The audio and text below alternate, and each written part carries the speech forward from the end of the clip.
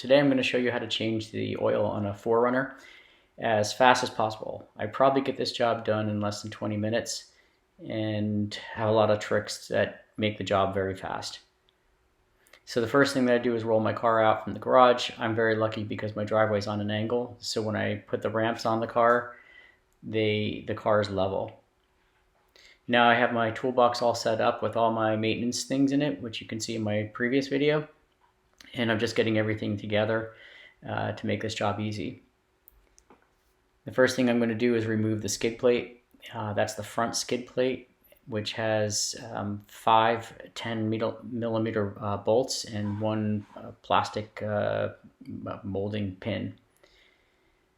I use my air ratchet to speed this up as fast as possible. I only use this for the taking off the parts, but I use a hand ratchet when I put the parts back on. You use a small screwdriver to remove the molding clip. Once this is removed, there's 4 12 millimeter bolts on the main skid plate underneath the engine. Take them off real quickly.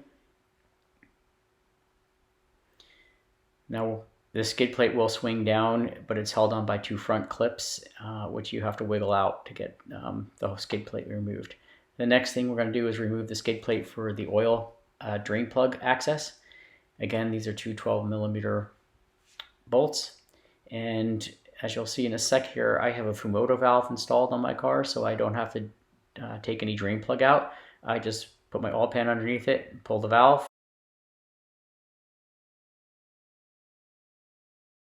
While that's draining, the next thing you can do is remove the drain plug from the oil filter housing. And this is just the 3/8 drive end of the socket wrench into the bottom of that and remove the nut. And then you can order this tool from Amazon, which allows you to drain the oil filter without making a mess. So you just screw it in here and it dumps right into your drain pan. And while that's draining, you can go and clean up your Fumoto valve and close that off. You can then tighten up or put the bolts back in for the skid plate and tighten them up. Once they're tight, you can remove the oil filter housing drain and then take your filter housing socket and loosen that up. This can get pretty tight, even though this was torqued correctly when I installed it the last time. They just get a little bit difficult to come off, so you might have to use an extension on this or a bigger socket wrench to take them off. Once that comes off, you can take out the filter, drain the remnants in there, clean it all up, remove the O-ring. What we're going to do is install the new filter. Then we are going to put the new O-ring on the outside. And when you do this, make sure it's on the correct lip of the filter housing as shown.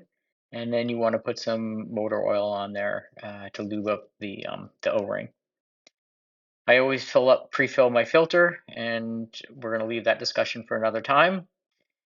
But this prevents your engine from running dry for the first few seconds when you turn on your engine. All right, everything's ready to go back in, and we're just going to tighten it up by hand.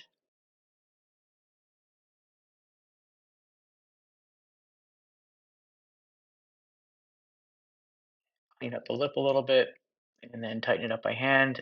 Now I'm going to tighten it up using my torque wrench.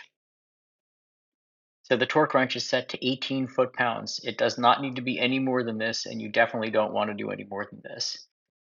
All right, once that's on there, you can wiggle off the socket wrench. And now you're going to install the O-ring for the bottom cap. And you're going to torque this one down to 10 foot-pounds.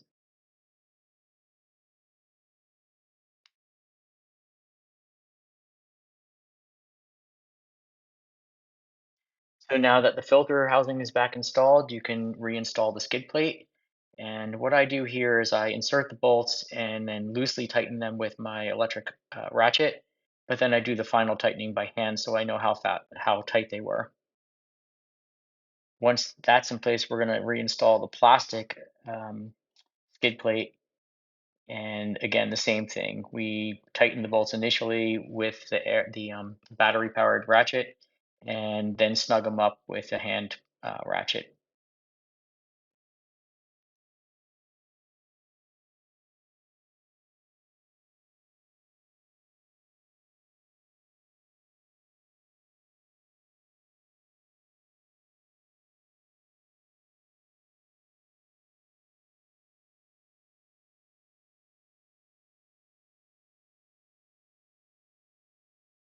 So on the 4Runner, it's extremely difficult to see the fill line of the oil using the dipstick when you first fill the oil. First, the oil is really clear, and second, it's like smudged all over the dipstick. So I have a trick for figuring this out, and that's pre-measuring the oil before I put it in there. So I'm putting 5 quarts of oil into the car from right from the jug, and then I have a graduated container that I pre-filled to exactly 6.6 quarts of oil, and then I'm dropping that right into the car. And I've done this enough times now that I know this is going to give me the exact quantity of oil, and I'll show you that in the dipstick in a second. Yeah, so this is after sitting for overnight, and you can see that it's right at the mark. So the next step is to reset the 5,000 mile maintenance binder so that it goes off again when you're ready for your next oil change. And this is very simple to do. You can look it up on YouTube, but I'm just going to quickly do it here. And after that, we're going to take the car off the ramps. And now we're done. I'm going to close it up. I'm going to get the truck off the ramps, and we are done for the day.